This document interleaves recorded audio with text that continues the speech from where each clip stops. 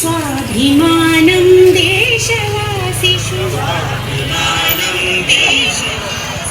हिन्दुबन्धुषु सङ्घभावं योजयेयम्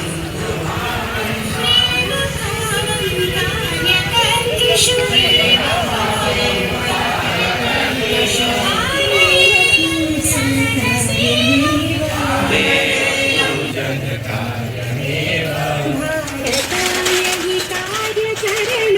भारताय हि कार्यकरणम्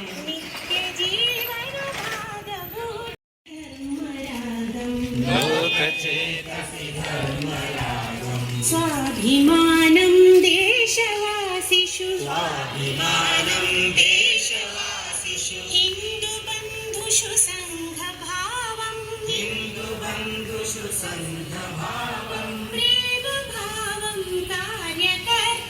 प्रेमभावं कार्यकर्तृषु